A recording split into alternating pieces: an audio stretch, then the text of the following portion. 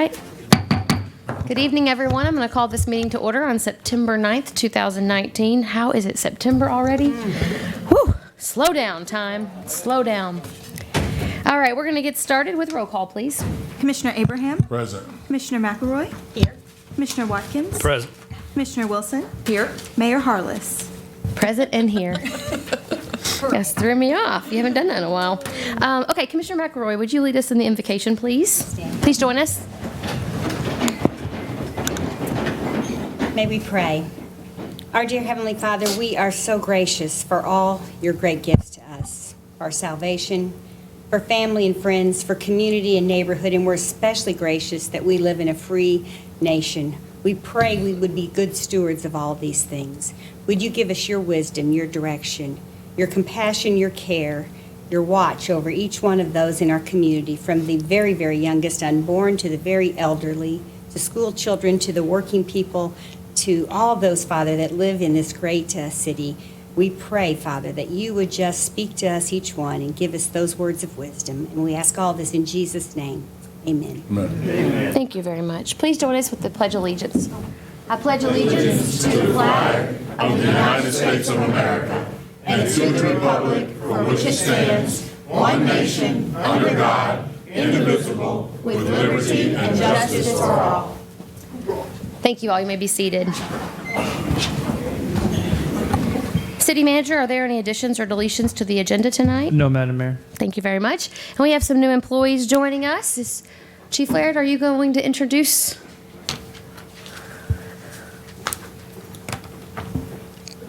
Mayor, Commissioners, I'm excited tonight to bring before you Tara Martin. She is a former city employee. She worked for 911 in the early 2000s as a telecommunicator, and she's decided she wants to come back and continue that career of public service back in 911. So we're excited to have her on board. She's already certified, and so she can get to work very quickly. Wow. Welcome back. Thank you. Well, absolutely. Let's give her a hand for being here. All right, and John Perkins? Good evening, Mayor and Commissioners. This is Cameron Dunn. Cameron started just a very few days ago. She's an accountant in the finance department. She's a 2019 MSU grad. She has her Bachelor of Science in Business Administration. As you can see, she's a very calm, smart, positive person, and she's really eager to learn. And we're really pleased and glad to have Cameron on board. Excellent. Welcome, Cameron. Congratulations on graduating. All right, we're going to move into the consent agenda, and items on the consent agenda are considered to be routine by the Board of Commissioners and will be enacted by one motion and one vote. There will be no separate discussion of these items unless a board member so requests. Does anyone have anything they'd like to remove tonight? No? It's short tonight. And I'm going to ask the city clerk to read the items recommended for approval. Approve minutes for the August 26th and August 27th, 2019 Board of Commissioners meetings. Receive and file documents and personnel actions. I make a motion to approve the consent agenda. Second. Thank you. Roll call, please. Commissioner Abraham? Aye. Commissioner McElroy? Aye. Commissioner Watkins? Aye. Commissioner Wilson? Aye. Mayor Harless? Aye. And Commissioner Wilson. I move that the Board of Commissioners adopt an ordinance entitled, An Ordinance Amending Chapter 2 of the Code of Ordinances of the City of Paducah. This ordinance is summarized as follows. The City of Paducah's commission meetings are intended to facilitate decision-making related to the business of the city. This ordinance amends Section 2-145 of the Paducah Code of Ordinances to give members of the public an opportunity to be heard concerning any resolutions, items on the consent agenda, or ordinances which were included on the agenda for that meeting and about which the board engaged in a vote or discussion at that meeting. Members of the general public who wish to speak on any topic not discussed by the commission at a particular commission meeting have other opportunities to address concerns about the city's business with the Board of Commissioners related to any topic, including by email, telephone, and/or meetings with city personnel. Second. All right. Any comment? Questions? Just want to make a few observations concerning public comments, Mayor. We've all heard a lot of input from a lot of people. 2 weeks ago, people had the opportunity to address the commission concerning this ordinance, and we've all gotten several emails and messages and phone calls and all from the public and along that line. But I would just say that at no other level of our government are citizens allowed to directly address lawmakers in their chambers, not at the federal level nor at the state level. The public communicates in private meetings, emails, phone calls, things of that nature. We, Paducah City Commission, allow the public to directly address us at City Commission meetings, even though J.D. Cheney of the Kentucky League of Cities has said it is not required, and some cities do not allow it. I support the ability of the public to address us directly, but I think the comments should be directly related to an agenda item or items. We're spending a lot of money to try to bring in new jobs for our citizens. If when one Googles Paducah, Kentucky, is what they see is a lot of conflict and a lot of strife, potential employers will be hesitant to want to locate in Paducah. And we need jobs desperately bad in our community, and that's something that we need to think about. And currently, the public can contact us by email, phone calls, text, by letter, in-person private meetings, Facebook. Both WKYX and WPSD TV have comment pages, and by letters to the editor to express themselves on any number of issues. By limiting public comments to the agenda items, we are not restricting anyone's First Amendment right to free expression. This is fair, reasonable, and the government has a compelling interest in doing so. In conclusion, I do support the public's ability to address the City Commission, but the comments should be directly related to an item or items on the agenda. If items that aren't on the agenda are addressed, we can't do anything about them anyway because they're not on the agenda. So, if they're an emergency, they would be, and we allow comments. But so there's plenty of opportunities for the public to contact us, as many of y'all out in the audience have been doing so. I've had people come by my house. People call me all the time. I'll immediately return calls. I get several emails a day. So we're not stifling anyone's opportunity for free expression. We're not impeding the First Amendment at all. We're just doing something prudent so we can move on with the city's business and protect the health and well-being of our community and try to get something done, try to get some jobs in here, which is what we're here for, to expand educational opportunities, public safety, and provide some job opportunities for everyone out there. And that's what we want to do. That's what we want to concentrate on. But again, everyone in this community has plenty of opportunities to contact us, as many of y'all in the audience here have and do regularly. And we appreciate those comments, and we do take them into consideration on the issues of the day when we vote. And so, again, I just think the comments should be related directly to what's on the agenda. That's what we're going to be voting on that night, and that's what's in the forefront of the public agenda. Thank you. Anyone else? Yeah, I would like to comment if you. Okay. Great. Okay. I agree with some of what Commissioner Watkins said, but not most of it. We have public comments. Commissioner Watkins said that we're conducting city business, but no business that we're conducting up here. If you're citizens of Paducah, it is your business. First of all. Second of all, I thought about this since our last meeting, and I'm like, okay, so that sounds like a reasonable approach. And some municipals put make that distinction. If you want to comment, your comment has to be on what is on the agenda. I get that. That's reasonable. But then I got to asking myself, why are we changing it though? That's the question. I mean, why are we changing it? and the reason we're changing it is because in the last couple of months, folks have been coming to the mic and they've been saying some things that make us uncomfortable. Now, when we ran for office, this is a public office. And when we're knocking on doors and we're telling folks, I want your vote, I'll speak for you, you can call me, I'll stand up for you. That's one thing. But just because we have someone here, I'll give you an example. We have folks come up and they're telling us, you guys are doing a great job. I love it. My family moved here. Paducah's best thing since pocket. Oh, give them some roses. Keep talking. Then we get some folks up here that's not as flattering. And that makes us uncomfortable. So the question I asked myself was like, okay, why are we changing it? And we're changing it because we don't necessarily feel real good about what's being said here. Now, you got a right to say it. So for me, that's not a good enough reason for me to change how we do what we've done in the past as far as public comments. Now, yeah, folks can reach us all kind of different ways. But if we're going to change it, surely it's got to be a better reason than just because we're uncomfortable with what folks are saying. I mean, we're all on the hot seat, and I've been there. January 24th, it was packed out. Folks shooting daggers at me, but that's okay. That's all right. Say it.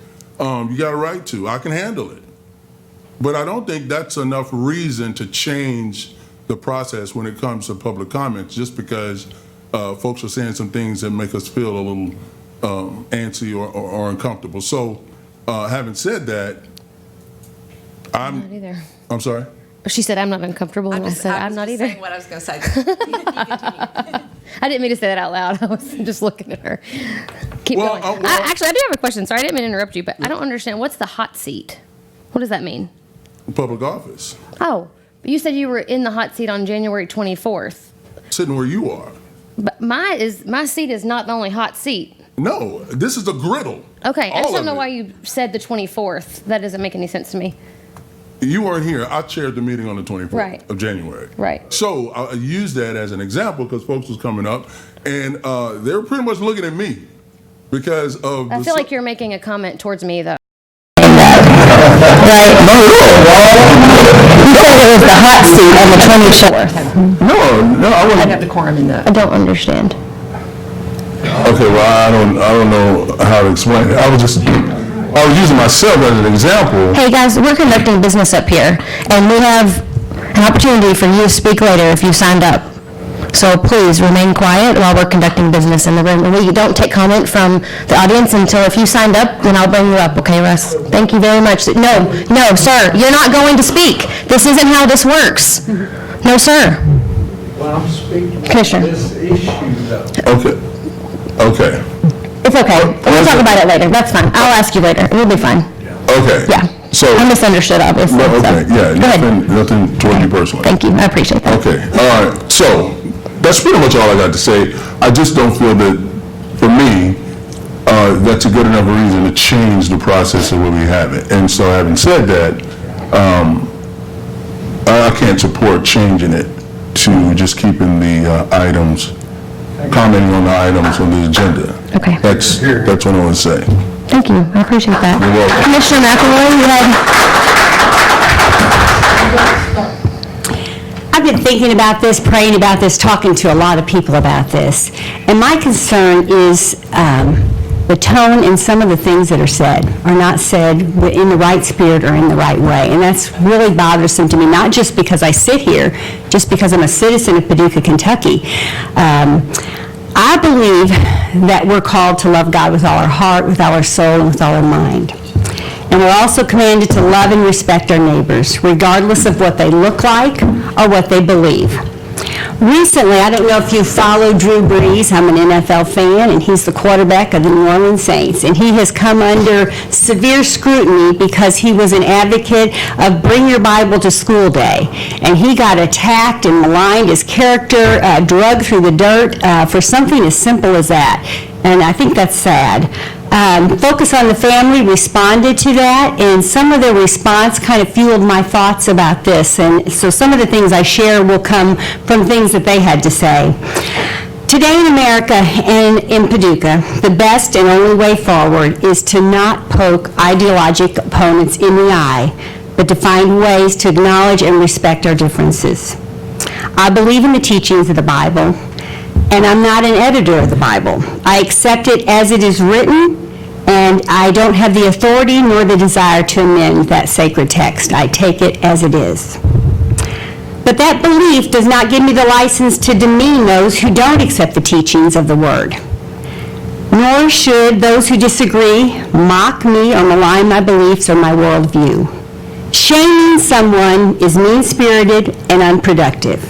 If you expect me to accept and respect you, then I'm deserving of your respect and your acceptance. Tolerance is a two-way street, and that's something I'm not seeing a lot of. We must move past the idea that if I love someone, I agree with everything they say or do, nor that if I disagree with someone, I don't love them. We don't have to, nor should we compromise our convictions to be compassionate. Unfortunately, we've seen a lot of intolerance and failure to accept people at our meetings, so much that I think it's unhealthy, and I think it's a poor reflection of who we really are. In the Bible, Proverbs 15:22 says, "Plans fail for lack of counsel, but with many advisors, they succeed." I've talked and heard from many of you, and most of you agree with what the things I've thought. I've talked with my pastors, I've talked with lawyers, I've talked with neighbors, I've talked with friends. And I've researched this within the law. Many cities do not allow for public comment of any kind in their meetings, and that has been upheld in the courts. Purpose of our meetings is to do business. So I do support public comments, but I think they should be in line with what we're doing business about. There are lots of ways to contact me, and many of you do. I love to get emails, text. I've met with many of you, and I enjoy that. Paducah does have great people. But I think that's a better way for us to discuss what the issues are, face-to-face, and then decide, is this something that needs to come on the agenda? Can I talk to other commissioners about it, to the mayor about it, to the city manager about it, maybe a department head, and get it on the agenda? Then that's the proper place for it to be discussed in the public venue. That's my view on the situation. I think we need to move forward together. I think we need to look to grow together. Thank you, Commissioner. Commissioner Wilson, do you have anything to add? Those were both very well said comments, Commissioner Watkins and Commissioner McElroy. And Commissioner Abraham, I'm not voting to change this because I'm uncomfortable or feel like I'm in a hot seat. It's for the reasons that they have both stated. And I do believe that we have plenty of opportunities for people to contact us. I know I have not responded to all emails that I've gotten, because sometimes when I've gotten emails and they've accused me of things that are not true or that are malicious or beyond all of that, I have not responded. But if they've contacted me about an issue with noise or an issue with potholes or issues with everything else, those things, I am responding. I've sent them to Jim asking for an answer. He got, I think, sometimes people send it to all of us and we don't know that, so he's probably getting emails from all of us asking about the same pothole and when it's going to be fixed. And those are the emails that we should be getting and should be responding to. We have to move the city forward. That's what we were elected to do, and that's what I feel like that this will help us with. Thank you. Anyone else? No? All right, I'm going to ask Lindsay to call roll. Mayor? Commissioner Abraham? No. Commissioner McElroy? Yes. Commissioner Watkins? Yes. Commissioner Wilson? Yes. Mayor Harless? Yes. All right, Commissioner Watkins.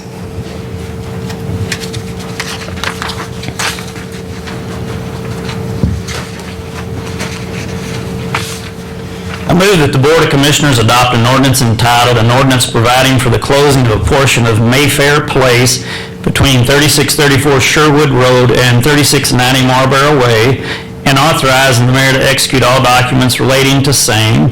This ordinance is summarized as follows: that the City of Paducah hereby authorizes the closing of a portion of Mayfair Place and authorizes the mayor to execute all documents necessary to complete the transfer of property to the property owners in or abutting the public ways to be closed. Second. Any comments, questions? Mike was here last time explaining this to us. All right, call roll, please. Commissioner Abraham? Aye. Commissioner McElroy? Aye. Commissioner Watkins? Aye. Commissioner Wilson? Aye. Mayor Harless? Aye. All right, next up we have a discussion. We're going to hear from Michelle Smolin and Stephen Chino about the munis update.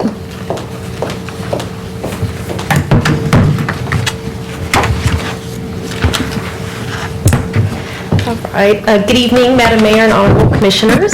We're very happy to be here tonight to update you on a project that doesn't get a lot of public attention or come to the forefront because it's something really happening behind the scenes, but it's a major organizational initiative, and that is really updating our software that runs the city. So this is not software related to public safety functions like dispatch or police records. This is our financials, our HR payroll, our work order system. So this is a significant project that's been going on for a number of years, and I wanted to update you on where we are.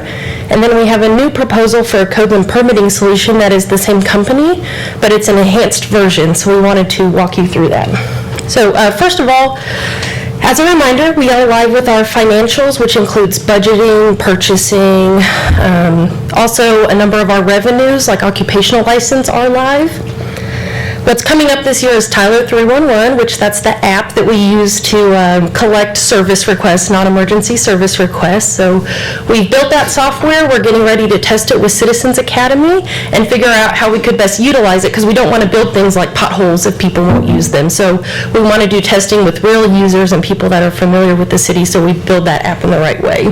Can I tell you something? Yes. Yeah. The little girl of Georgia who wrote a letter in to tell us that the trash cans were not down at the park. I don't know if you guys remember seeing this. And she was also in Paducah Life magazine. They did this thing about the mayor got mail.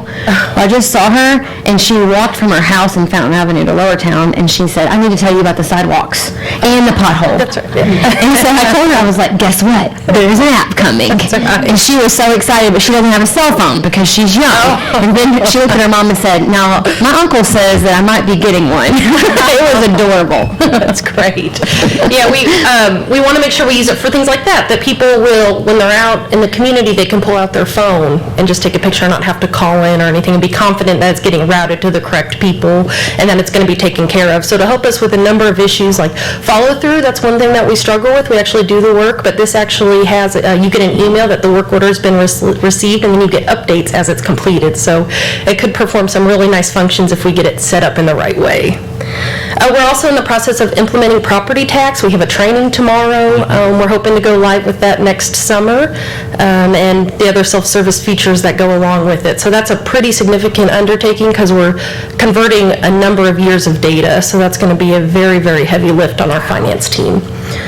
What's on the horizon is we have HR payroll and work orders, and those are the two pieces that really tie all of the systems together. So those aren't scheduled at this time, but they'll be coming up in the final phases.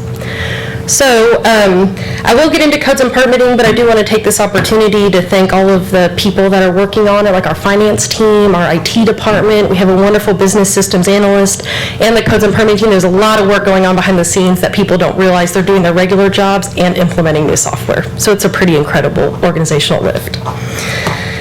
So when we executed the Tyler Technologies contract, they had recently acquired a software called EnerGov. And EnerGov, Stephen Chino, our IT director, will talk about why it is a better solution for us, but it's a really enhanced GIS-based version of the Munis codes and permitting. One thing that Tyler has done is they've stopped developing the Munis codes and permitting modules, and they're actually pushing their clients towards this EnerGov, and they're putting all of their development efforts in this software. So we also don't want to, we paused our codes and permitting implementations to make sure that we were making our process as efficient as possible before we built them in the new software. So now we're at another checkpoint where we're kind of at a crossroads. Where do we want to implement software that's no longer being developed, or pivot and go towards this enhanced version? And so I will turn it over to our IT director to talk about EnerGov. Sure. Thank you. Thank you all for having us. And just like Michelle said, one of the reasons that we even started looking at this is that we found out not long ago that basically the Munis permitting that we were going to implement would be end of life as far as R&D dollars being spent, so no research and development. They would do updates, but there would be no new features. So we looked at this EnerGov product, which they actually own. It's a product that is in their stable and is seen as best of class for permitting. Did demos, had everybody in the organization that has anything to do with it come and look at it, see if it's something that they could apply in their department, how that affected them them so that we got everybody's input on that. And I'm happy to say that it looks like it's going to be the correct route going forward. We've done a lot of research. I actually had a last-minute phone call this morning that solidified some of my questions that I had about how the software works and how it integrates with our GIS system that we already have. As you know, we've got a very well-built GIS system and a very well-built environment that this will plug directly into. It uses a lot of the same services that we already publish to the web that are available for consumption out there. And so for us, it's a very, very easy transition, we think, after the phone calls we've had in the past week. So it's a no-brainer for us to move in that direction. That is not to say that any of the work that we've done is going to be abandoned. We still have to keep all that stuff going. And like Michelle said, we've got workloads that not only include our day-to-day operations, but also the implementation of this new software. And so nothing is being overlooked or left on the wayside. So we're very aware of the burden placed upon us to make sure, we're good stewards of the taxpayers, and this is another one of those things. It's a little bit of a change up front and a little bit of discomfort, but in the long run, will pay dividends. So that's why we came tonight to just kind of give you that update and let you know that none of this is done lightly. Lots of work goes into it in the background, and a lot of it is never seen. But we've got the paperwork and the phone minutes to prove it. And if you need to have any questions about any of it, feel free to call. I mean, most of you do. You can get me anywhere, and we'll be happy to clarify or show you even what we're working on. So. Yes. One other thing about EnerGov that's really important is that it integrates with our Munis modules, because the expenditures and revenues are still running through Munis. And so this is seamless, that when we take permit payments, it automatically will update our general ledger, and we're not having to import and export data. So their development efforts are also in EnerGov, but seamless integration with Munis, and they're pushing their clients towards EnerGov. So the other thing we wanted to talk about is the budget impact, because it is a superior product, so it is somewhat more expensive. But the team really worked hard to work within the appropriations we've been given, because right now it's in the investment fund and a capital improvement project. And so we got creative as far as we asked Tyler to reduce the cost for the software, so they delayed actually the SaaS fees that we will be paying. We also are reducing our Munis annual fees by modules that we were wanting to implement, but once we got in there, they're not what we were looking for. And then also removing the codes and permitting cost out of Munis. And finally, we're also looking to this was something we needed to do with Munis anyways. Our Munis fees are about $250,000 a year, and we don't want the general fund to take that hit when it's time to transfer them in, because we can't keep it in the project budget. So we want to start transitioning those in the coming budget years slowly into the operating budget and migrating that in. So that's how we're proposing to absorb the cost of it. In 2 minutes, because we have to start a public hearing, would you share a user case? Like, what is the community going to experience by all of this back-end work that's getting done? Sure. Specifically to codes and permitting? Specifically to what you were sharing with us tonight. Or just an example. One example is fine. Well, probably the best, and this is my favorite, is that you can access City Hall 24/7. I mean, that's our goal, is that you don't have to come in to make payments or get your permit. One really neat thing, too, about the EnerGov product is that when we're also implementing electronic plan review, that's Bluebeam software, and we'll actually be able to make our comments in Bluebeam, and it'll update it in EnerGov, so they'll actually be able to log in and see all of the comments without having to pass things back and forth on paper, and everyone in our organization can look at the same time. So hopefully more efficient services. You can access us anytime, so you're not having to wait for business hours. So, I mean, really just more efficient and really at your convenience. Great. Yeah, I think the best analogy for that is, the current workflow is you get your set of plans, you bring it down, and this is step one. and you go to that person, and then they say, well, now you go to step 2, and then you go to step 3 with the Bluebeam integration that's already in InterGov. A lot of that stuff happens at the same time, so that you can work on your reviews at the same time, and they do not overlap or overwrite somebody else's. Those get updated and show you, oh, well, they're also working on it, so that instead of waiting for it to pass from one department to the next, hopefully everybody will be working on it at the same time and getting results faster. That's the long-term goal, and we think it's very achievable with the current workflows. Great. I also am a splash tip. I mean, it is important to note, a majority of our city is still operating on a green screen, so we're, a few minutes behind. So we're updating it. But, so this was a discussion item. If you all are amenable, we can, talk about it. If you have any other questions, let me know. But we'd like to bring a contract amendment in an upcoming meeting, removing the munis modules and adding InterGov. So that's what that is. Okay. Okay. Thank you Thank so you. much. I have a couple of questions. On the, It's 5:30. you mentioned, I'm sorry. We have to jump to the public hearing because it's published for 5:30. Okay. Can we bring them back up? Do you mind? Yeah, You mind that's saying? fine, that's Yeah, fine. we'll bring you back up. Okay, sorry. Lindsay's holding me accountable over here. Okay, so I have to start it exactly before 5:31. So I am going to move us into the 2019-2020 proposed tax rate public hearing. Does someone have a motion for that part or not? Nope, we're just going to take any questions or anybody. Okay. And they did not have to sign up for this, right? No, they didn't. Okay, great. Okay, so what that means is that this is now open for the proposed tax rate public hearing. And if anyone is here that wants to speak about that specifically, are you going to give a brief presentation, Mr. Perkins? Yes, you will. Okay, great. So he'll give a brief presentation, and then if anyone is here to speak about that, then you are welcome to step up to the mic. You do not have to sign up to do this part of the meeting, and we'll go back to our regular meeting after that. Is that clear? I hope so. Okay. Good. Good evening, Mayor, Commissioners, City Manager. The purpose of the public hearing is to give the public an opportunity to comment on the proposed 26.7 cents real estate tax levy. A hearing is required by Kentucky revised statutes if the proposed tax rate exceeds the compensating rate, which is 25.7 cents this year. Local government is permitted to adjust the tax rate upwards by 4% over the compensating rate. And I just handed out to you 2 sheets of paper. I think they were in the original packet, but I thought it'd be convenient for you to have this. If you would, please direct your attention to the one that's marked Chart A, so you can see it's in the upper right-hand corner. That just gives you historic perspective.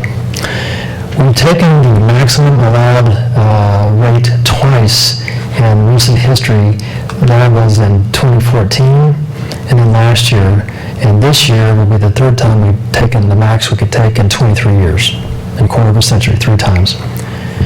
Later in the meeting tonight, after the hearing, the proposed property tax levy ordinance will be introduced. Staff recommends that you set the city's real estate property tax levy at 26.7 cents, which is in actuality 2.3% higher than it was last year. Which makes it about 3 cents lower than it was in the year 2001. As shown on the next chart, but it's marked in the upper right-hand corner with a B, you can see the history over time. The final reading for the tax levy ordinance will be September 24th, in about 2 weeks, and I'll be happy to try to answer any questions that you may have at this time.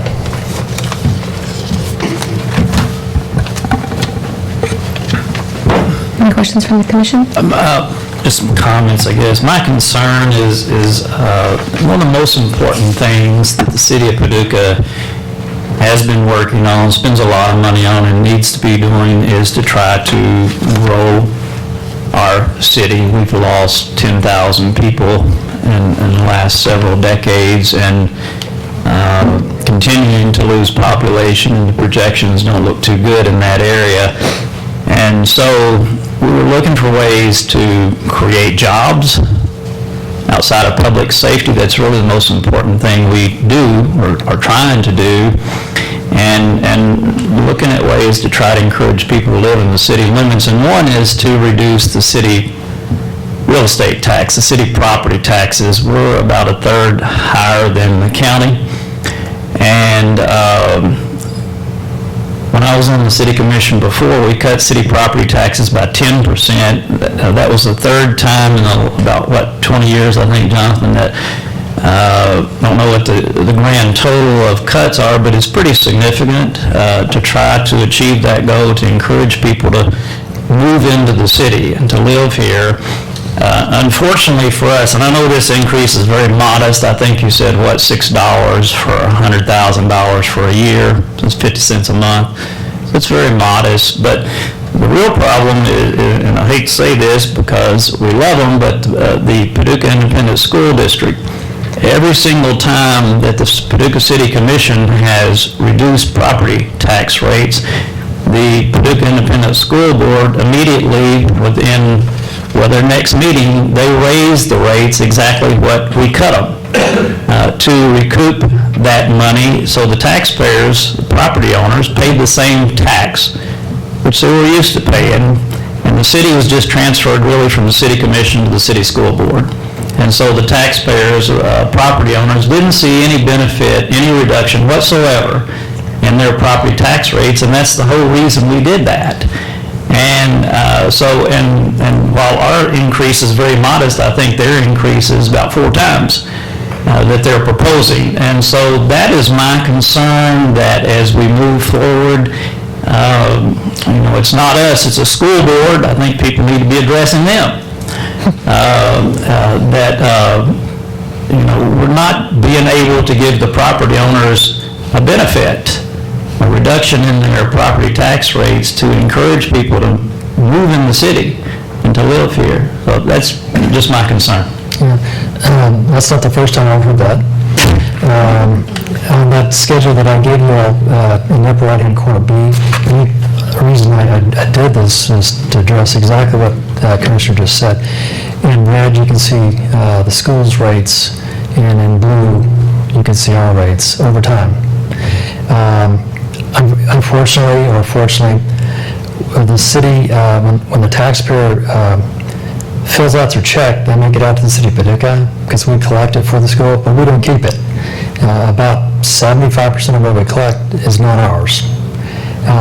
We take, a lot of abuse for that, but there's not a lot I can do about that. And you're right, this body is the one that sets the tax levy for the city. We don't set it for the school. That's a separate entity. But I appreciate what you said. Do you know when they vote on their tax rate? I think it might be next week, but I'm not absolutely sure. And is this number you have on here what you've heard they're proposing? That's what I've been told, yes. Okay. Yes. Well, any other comments or questions for John? No? I'm going to open it up to the public, if that's okay. Is there anyone here that would like to speak on the tax rate? No? Okay. All right. Do we have someone who has a motion? How about you? I got lucky. Okay. All right. I move that the Board of Commissioners introduce an ordinance entitled, an ordinance fixing the levies and rates of taxation on all property in the city of Paducah, Kentucky, subject to taxation for municipal purposes and for school purposes for the period from July 1st, 2019 through June 30th, 2020, with the purposes of said taxes hereunder defined.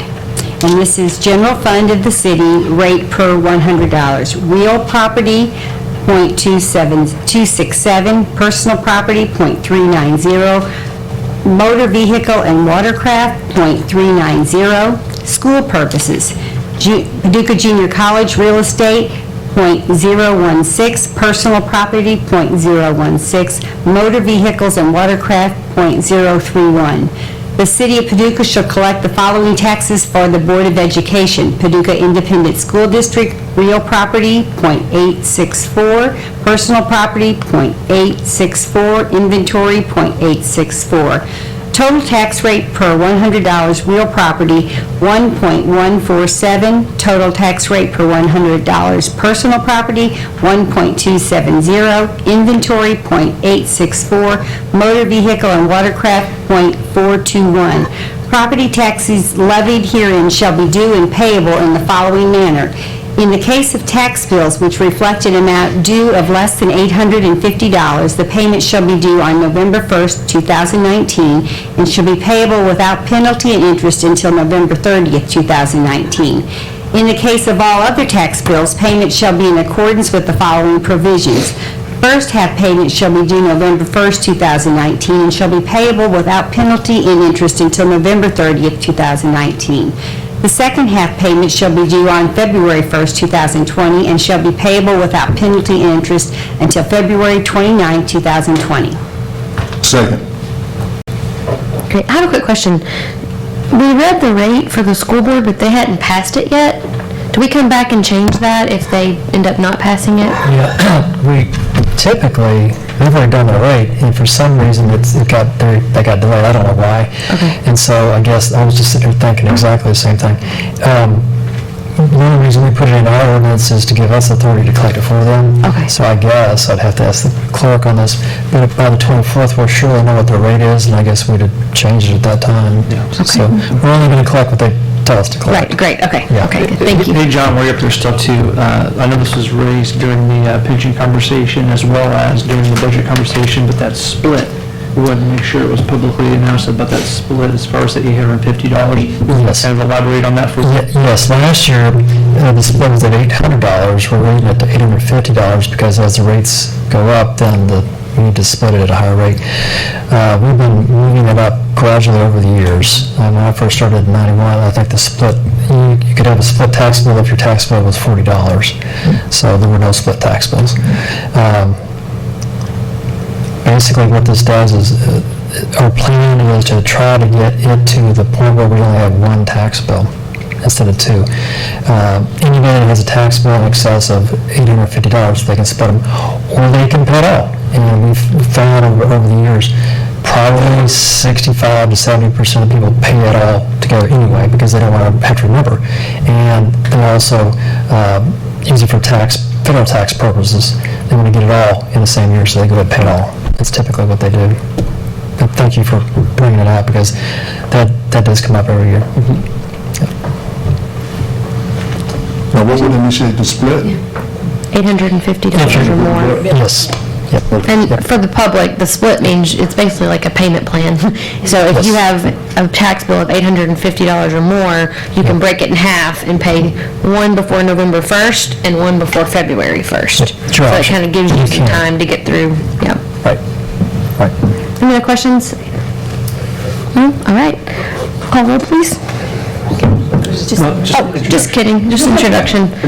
Just as a point of reminder, Commissioner Abraham. Yes, I'm going back. Thank you very much. Can we bring Ms. Smolin and Mr. Chino back up? Commissioner, do you remember your question? Absolutely. Okay, good. Okay, this is just, when did we get the new system? When did we implement that? We started in July of 2016. What's the price tag? What was the price tag on that? For the whole contract, Yeah. it's about 2.7 million total. That includes, that's over a 7-year time period, and those are the annual SaaS fees as well as one-time implementation costs. Okay, so you mentioned, you said the system, I guess this IntraGov system would be great if we get it set up the right way. So, yes. So that kind of turned my gears a little bit. How is that, Eunice? How is that going? Because that's a lot of programming. Right? Yes. And so you gotta program it right for it to act right. That's right. Okay? That's right. So are you guys, how's that coming? Has that been what you expected? Got enough help down there doing that? There's a lot in that question.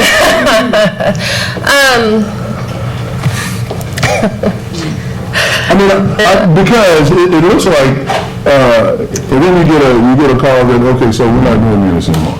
We're gonna do something else. We're pushing our clients toward InterGov. Like, well, oh, wait a minute, how's that work? Well, that is part of technology. We have found that we are required to upgrade every 1 to 2 years. Technology moves very quickly, and they're constantly acquiring new software and bringing in enhancements. So it is a race to keep up with the software companies and make sure that we're implementing the most up-to-date and staying up. Actually, one thing I didn't mention, there's other things going on as a part of annual business, like we're actually upgrading our software system.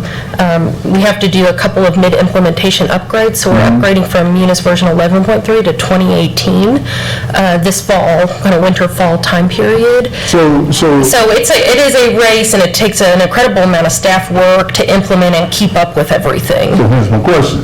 Yes. You guys got enough help because it seems to me, since it's changing, if we're lagging in implementing or programming it the way it's supposed to, then we're lagging behind, and I'm pretty sure that's costing us some money. Is it? I don't think we're lagging behind. We intentionally paused to regroup, get our business systems analysts, because we did find that we needed a different skill set than we've had before. So we brought on that business systems analyst, and she has been incredibly helpful in making sure that we are setting up the software and using it appropriately, because it's a different skill set than we've had before. We also really wanted to make sure that we were making changes, which is the task force, the city clerk and customer experience director led to fix our internal processes before we, codified that process, or not codified, put that process into a new software system. So there are some intentional things we did to make sure that we had the resources and the processes in place to make sure the software functioned the way we want it to. And also, I just want to add, don't misunderstand, we're not switching from Munis. This is just another module that works with Munis. It's the same company. Tyler owns Munis and Intergov. And so this portion that we've done so far has been under the Munis umbrella with, what are all the modules that are installed so far? Finance and... Finance had almost 9 to 10 modules, so... And so it's really a larger ecosystem with little microcosms inside of it. Okay, so what's the price tag on Intergov? What's that total? So the annual fees are $80,000. We're proposing to reduce the Munis contract by $30,000 for an impact of about, it's an additional $50,000. Okay, so our business analysts doing a great job. Yes. So our staff, are we picking that up as quickly as we need to? I mean, the business analysts, they know what they're doing, right? So, but you got to teach me how to do it. That's right. Right? That's right. Absolutely. So how's that going? Is that good?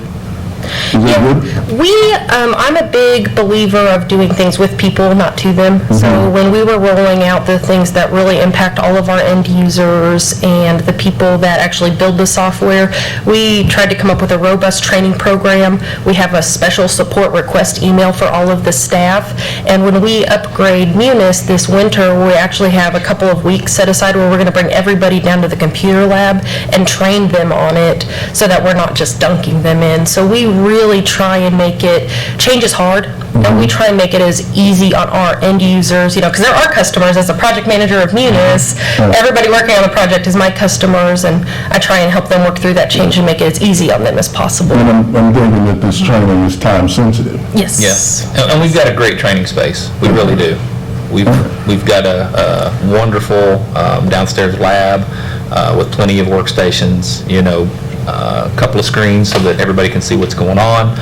So that's actually been enjoyable. In the past, it was everybody crowd into a room and you got one projector and everybody's taking notes, and we're actually following along. You've got it pulled up, you're in the system, you can break it or figure it out on the fly, and you got the instructors there with you and they say, no, don't touch that. Okay. That's all I have. Yeah. Great. Good questions. Yeah, very good. It's a very difficult project, and it's hard on the organization. It is. Yep. Thank you for what you do. Appreciate Thank it. y'all. Yep. All right, we're moving to comments from the city manager. I have none, Madam Mayor. Okay, thank you very much. And comments from the commission? Yes, the festival that we had a couple of weeks ago, leading up to that event, our city staff met with the organizers of the event to make sure everybody was on the same page as far as what the permit said, what it allowed, make sure everybody understood that. I'm pretty sure you all saw a video that was some guy had filmed, and I'm pretty sure you all got emails about that. The reason I bring this up is because we have ordinances on the books. It doesn't really matter what type of event is going on. Those ordinances are to make sure that things are decent and in order. During that event, there was a situation that happened where pretty sure that our ordinances that's been on the books way before the event took place was violated. How did we handle that? I was talking to the city manager, and he said that it was handled professionally, and the person that was in violation was asked, to, refrain from that kind of goings on, but they continued. And let me say this: our police officers, one of the things that makes a great police officer is their very use of discretion. Just because someone's speeding, you don't have to give them a ticket. But if I don't give you a ticket and then you get back in the car and you speed off, you're getting a ticket. I just want to, because leading up to that event, we had a lot of people concerned about a lot of different things. The public decency, that was one of them. And so I'm somewhat perplexed to try to understand if that was going on and it was witnessed by city officials, why didn't we cite that person, or I guess the other thing would be to arrest them. So I never really got an answer to that.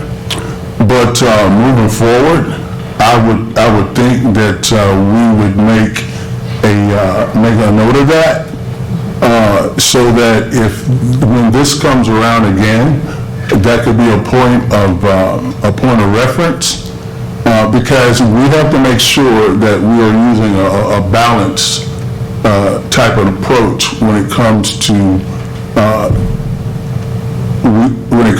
us permitting events, that it's fair across the board for everyone. So I wanted to mention that. Do we know ordinance, Commissioner Abraham?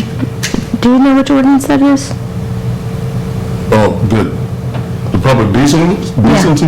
I'm sure that the clerk will pull that up. I'm curious, have you looked, I'm not asking questions to be confrontational, I'm asking it because I'm really interested. No, I'm taking it as So let's such. start there. Do you know what the enforcement says in that ordinance? I'm curious.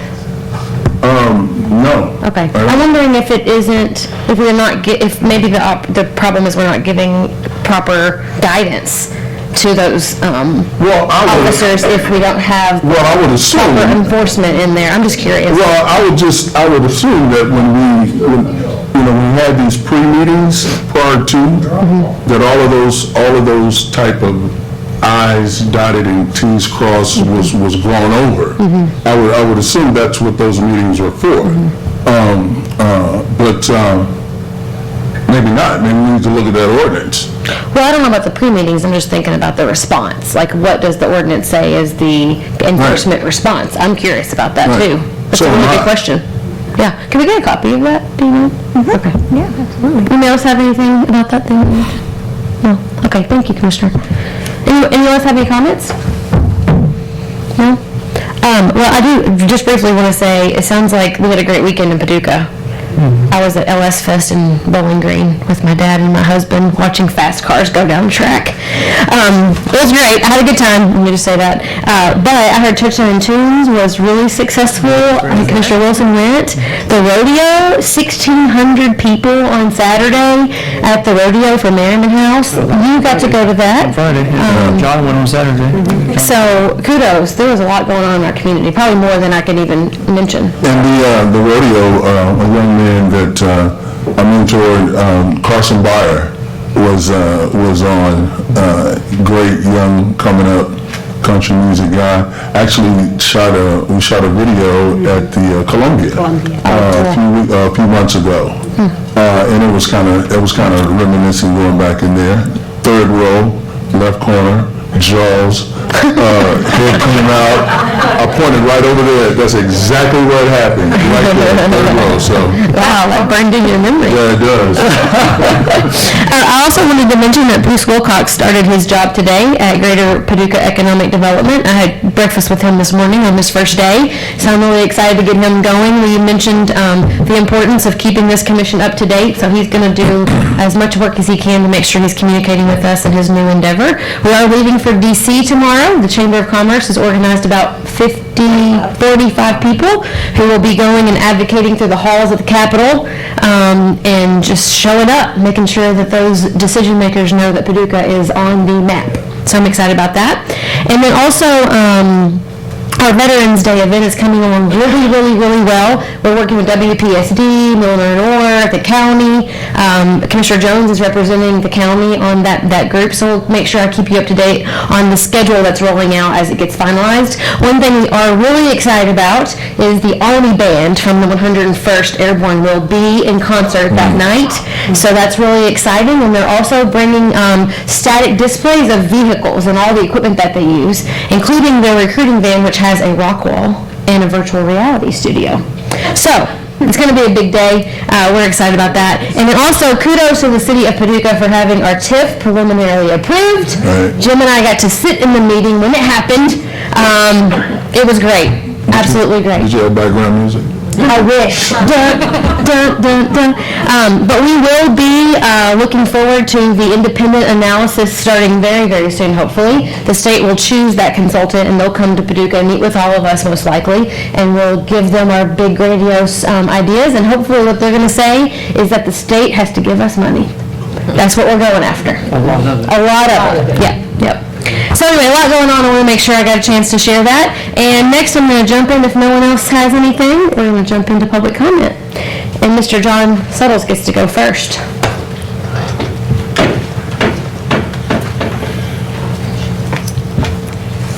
First off, I'd like to thank Mr. Abraham for how he feels about this change that has come to this 3-minute period when we're allowed to discuss what needs to be discussed.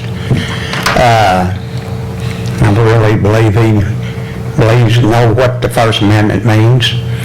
As for communication and stuff, I agree with that. And not to put anybody in a hot seat, which of course I've been there. I've been in school and different things. And everybody knows what a hot seat is, I would think.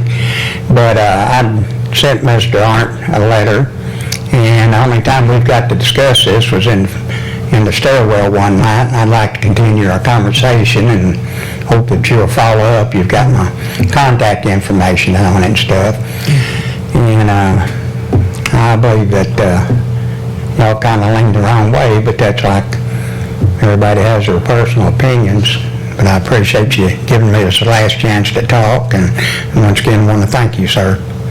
God bless you. All right, next up is Russ Hobbs.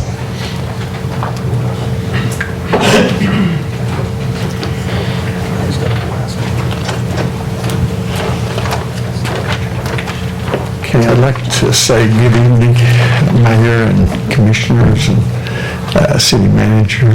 And wanted to also speak that that's one reason I didn't mean to be interrupting earlier. I wanted to speak prior to the vote, or possibly if that could have been delayed until after I had a chance to. But it does seem like to me that what can we speak on if we need to talk on something as a citizen? And, I was just thinking that it kind of limits us, somewhat. And I also appreciate your comments and your thinking on that. I think sometimes we pass something and then we may regret it later. So, I think, we ought to have the chance to speak and try to, voice our opinions at least. But I agree with you, it should be done respectfully and in decency and order and that sort of thing. But I do disagree with that, and would like to ask y'all to reconsider that if there's any possibility. But it's probably not. But just like to say that a lot of the motions you've been making are good, and so I think you are thinking the city and our future. But on that one, I have to disagree with you on that. So that's about it. Thanks. Thank you very much. Okay, Brad Arterburn?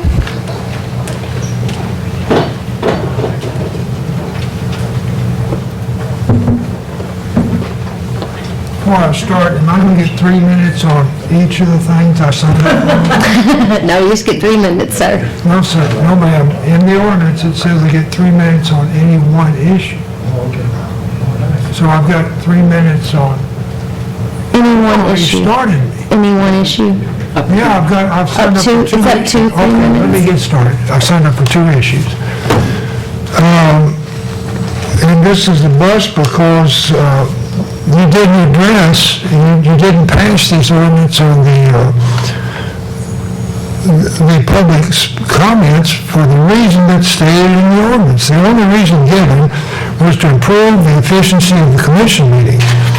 And you guys said it for it. You said that it was because the comments were being made that hurt economic development, hurt job creation, and hurt the city's image. I don't think that's the reason you proposed it at all. The business part of the meeting is over and done with before the comments begin. Public comments are the last on the agenda. Commissioners listen and respond voluntarily. Limiting public comments does not improve efficiency. It restricts public comments. Again, I'm addressing the reason that was in the ordinance. And the real reason for this proposed amendment is to silence those who oppose the Commission's policies. If public comments consistently agree with the Commission's policy, this ordinance will never be brought forward. Comments in agreement with you would not have been considered inefficient. You want to shut up those who disagree with you. And you admitted to that. 4 of you said that that's what you were trying to do. I was addressing the fact that it decreased efficiency. Emails, phone calls, and personal meetings are not the same as the freedom to voice one's concerns face-to-face, just like Commissioner McElroy said, face-to-face, to the 5 people who control Paducah's public policy. Citizens have the right to be heard publicly at the commission meetings. Suppressing public speech is a tactic of tyrants. How does slashing public comment time from 40% from 3 minutes from 5 to 3 minutes and limiting public comments to the topics that are on the agenda improve efficiency? It doesn't. Instead, it restricts free speech. I have 2 final questions, if I can get them in. Since you didn't agree to pass this ordinance, will a citizen who desires to speak on an issue related to the city government be able to contact you via phone, U.S. mail, email, or personal meeting and have that issue put on the agenda for the next commission meeting? That's a question for you. And if the ordinance passes, do you want to allow your city boards to limit public comments at their public meetings in the same way this ordinance does? Do you want to stay up and do the next one? Yeah, but I don't want you to start it yet. I've got to get my stuff out. Everyone gets 3 minutes. Oh, do you have your stuff at your seat? Yeah, I've got some handout. Okay, I'm gonna give you 10 seconds. How about that? I gotta be fair, Mr. Arterburn. I have to be fair to everyone. About fairness, it'll be giving me time to pass these handouts out. But we started at 3 minutes. When people start, I have to draw the line somewhere to be fair.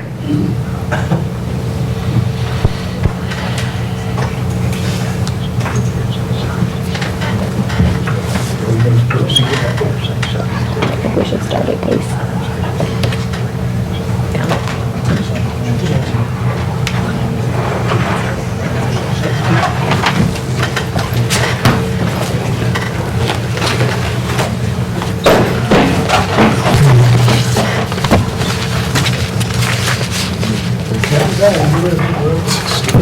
Count it down.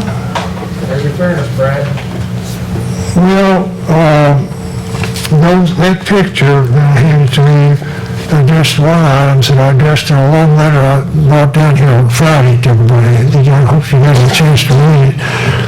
And that picture is what went on at the fairness, at the Pride Festival.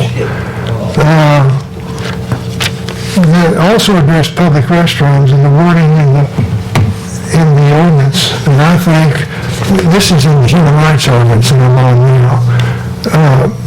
The Human Rights Ordinance exemption for places of public accommodation on restrooms says this: restrooms, shower rooms, bathhouses, and similar facilities which are by their nature distinctly private will be exempted from gender identity and sexual orientation. In other words, people can be recognized in those restrooms, in private restrooms, and I went into a long explanation of why that doesn't cover public restrooms. And it doesn't. It covers private restrooms. All restrooms in places of public accommodation are not private. Many, if not most, are public. The specific nature of the restrooms described is private, not public. The exempted restrooms are verbally described as distinctly private as opposed to public. And it is explicit. The nature of these restrooms is distinct because they are private, not public. A private restroom generally has a lock on its exterior door. I specifically address public restrooms, Walmart, Lowe's, Cinemark. Public restrooms do not have locks on their main entrance doors. They're open to the general public in common parlance. They are public restrooms. The mayor disputed by it, I had to say 2 weeks ago, and said that she thinks that all restrooms in public places, private and public, ones with locks on their door and ones that don't have them, are exempted from the definition of gender identity and sexual orientation. When a man dressed as a woman can't go in there with my granddaughters and great-granddaughters. So, we have a disagreement there on how it reads, and so in the letter that I wrote to you, I ask you to amend the ordinance to make it be clear that private and public restrooms and public places of public accommodation are all covered, and to lay that out in a city commission meeting and show us how that's true. Thank you. Thank you, Mr. Arterburn. Mr. Tom Simpson?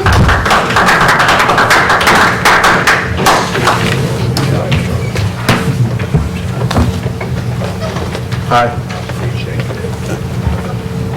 I want to express my concern about the being able to speak in public, for us to come up here and speak. I sent out an email concerning the West Kentucky Pride Festival that went on. I sent it out, and I got the only person that 2 people responded to me, Mr. Abraham and Mayor Harris. I didn't get anything from you. Or you, Mr. Watkins. Well, I was out or you, last Mrs. week. McGill. Well, it's been over a while ago, and I haven't heard anything back. And also, Ms. Harless had reached out to me on the 30th about wanting to discuss anything, and she said that she'd get back with me this week, and I haven't heard anything. So I'm concerned that if you don't want to talk about something, you're just going to bury it for us not to come out and speak to you. I think that's what's going to happen. I think if we don't agree with you, what you're going to do is just keep pushing us off. Oh, we'll set up a meeting. I'll call you. We'll have an email, or we'll do something. But I think you're just going to push us back. Just like, kind of like when we had the meeting when you were going to do the fairness ordinance, y'all already knew what was going to happen. You didn't listen to the public's comments. The only people's comments you listened to were the rainbow people comments, the gay festival. You didn't listen to all the other comments. You didn't take into consideration what Paducah's been like for years and years and years. So that's just what I want to say. And if you do want to talk, I still want to, and I need to. I mean, I'm not going to keep my schedule open forever. Guess what? I reached out to you, Mr. Simpson. I know you did. Yeah, and I'm going to call you. I know. Thank you for your number. I appreciate it. Okay. Yeah, well, thank you. I look forward to talking to you. Great. Me too. Mr. Bueller.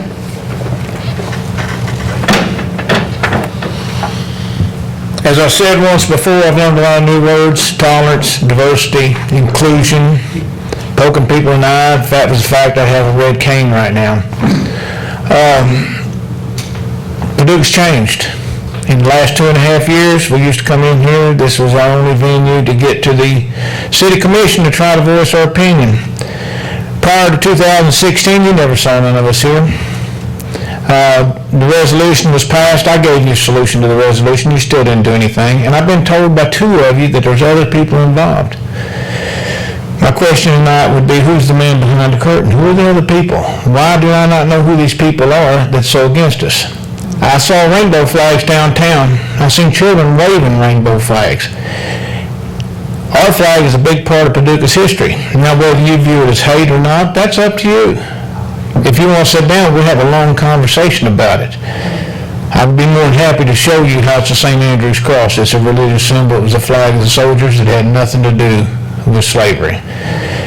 1925, Ku Klux Klan march, Pennsylvania Avenue. I'll give any one of you $100 for every Confederate flag you see. You give me $5 for every U.S. flag you see, and I'm going to walk away with a lot of money. There was none. Flag didn't become an issue until the 1950s. Yet this commission, without ever notifying us or including us in the conversation, as Ms. Holland said, she wished we'd been more included. We weren't. We weren't even called in, but just like Jim said a while ago, we was never brought into the conversation. So we've been here trying to have a conversation with y'all for 2.5 years, and we've not been successful. We've had a terrible time, as a matter of fact. I've heard the word conservative Christian. This is one I'm going to have to go back and research because I'm not real sure what a conservative Christian is. As I said, the kids downtown with the flags, I just wonder how many people in the city of Paducah approved of that. I would say there's probably less people approved of that as approved of our flag.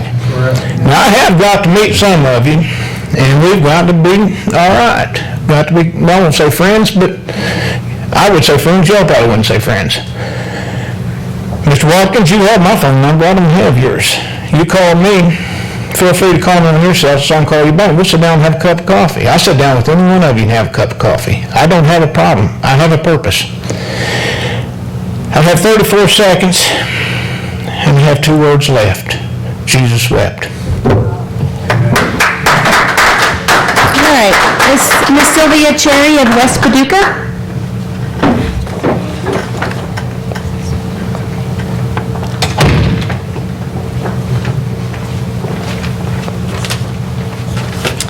Well, I'm glad I got into the wire. I'm right under the wire. I want to thank you for the freedom to speak tonight.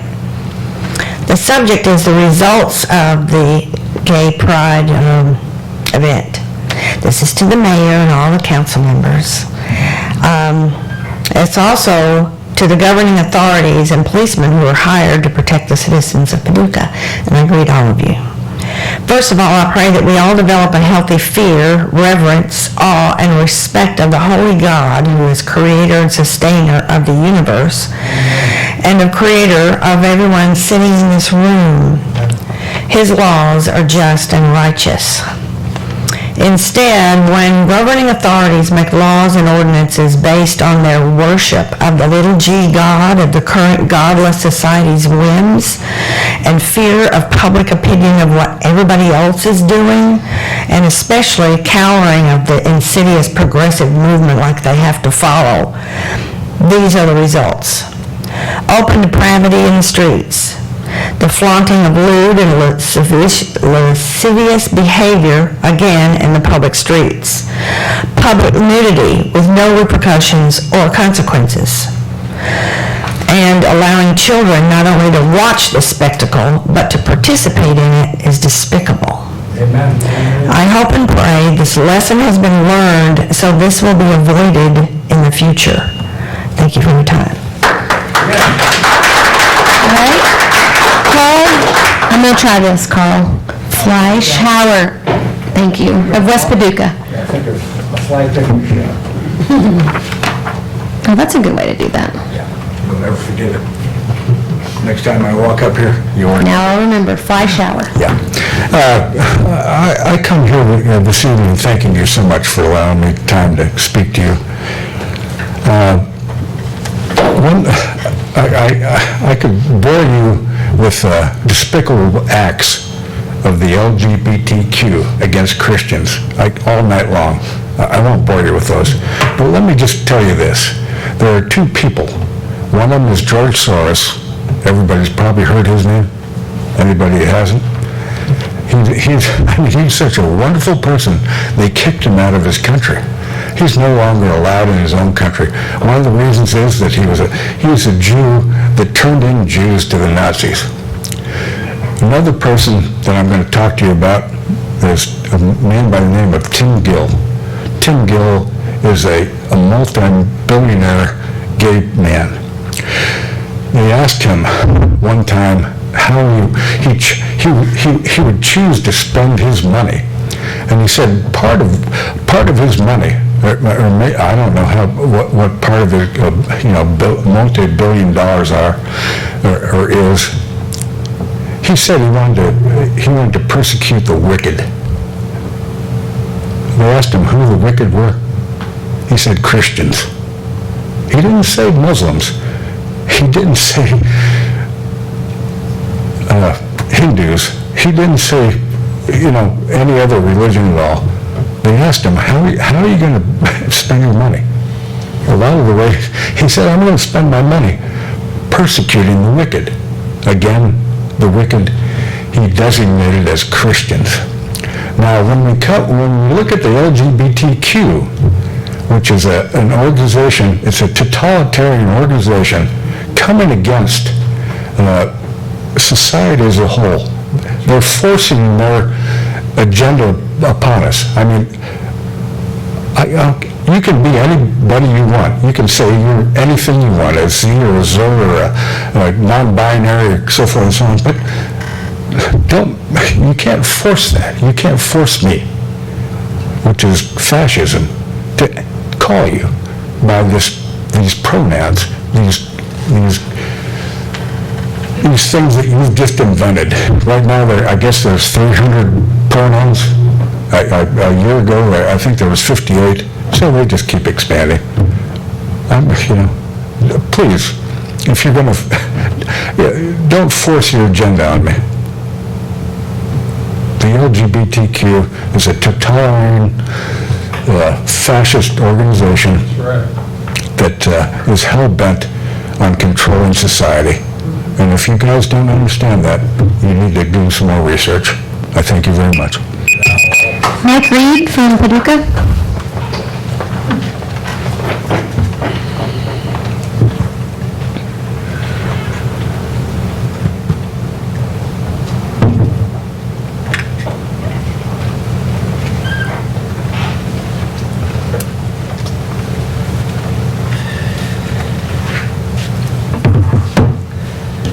Mike Reed, I'm on Monroe Street, I guess is what I'm trying to say. This addresses the proposed limiting of free speech. It's interesting that we voted on that before we heard the public comment. That's not so good.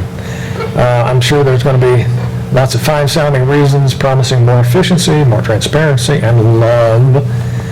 But I only see an attempt to cut off debate and restrict citizens' calls for government accountability. I like the idea of government transparency and accountability. I have actually hold to the old idea that we ought to have government of the people, by the people, for the people. I heard somewhere that government should serve and be responsive to citizens, not behave like our parents. This is important to me since I've been trying to bring government accountability to my neighborhood for several years. A woman who lived across the street from me complained of break-ins to her house, repeated break-ins. So she got an ADS contract, and she asked for police protection. But the break-ins continued. Then people started breaking into my house. First in the apartment I rented in Hendron, then into the house I rehabbed in the Fountain Avenue area. I reported to McCracken County Sheriff's Office. I reported to Paducah Police Department. I got promises and promises, but the break-ins continued. So we spent a lot of time and money to install a closed-circuit TV system and a bunch of cameras. And I got an ADS contract myself, but the break-ins continued. And my neighbor and I continued to ask for police protection. The police made promises. They sent officers to walk through the house, but it seemed they had orders to simply go through the motions and do nothing to catch the offenders. My neighbor finally had enough. The combination of police inaction and criminal assault finally drove her to near emotional breakdown, so she lost her job, having no income. She moved in with relatives. How many times does this happen in Paducah and McCracken County? How many of you folks have heard this kind of thing reported? We hear the term gaslighting in the national media sometimes, but I hear crickets from WPSD and Paducah Sun and the rest who depend on the big gray machine next door to take the lead. I have dreams of investigation and vindication for my damaged neighbor and me, but I wonder how long it will take for the truth to triumph as long as government, police, and media agree to restrict public discourse and suppress the real story. Maybe there's a role for the involvement of robust Christian coalition of principled conservatives and their resolute pastors. Thanks. Victoria Terra, Paducah.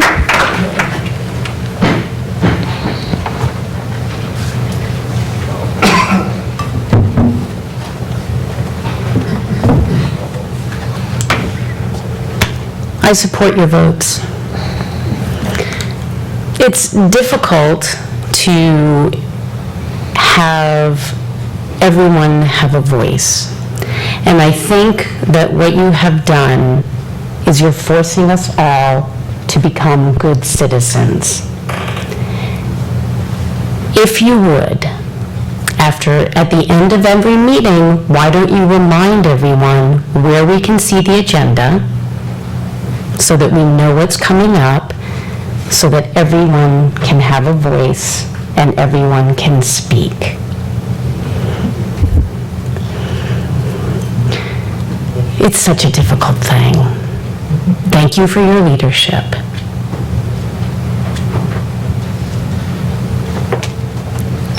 All right, and with that, I'm going to make a motion to adjourn. Second. All in favor? Aye. All right.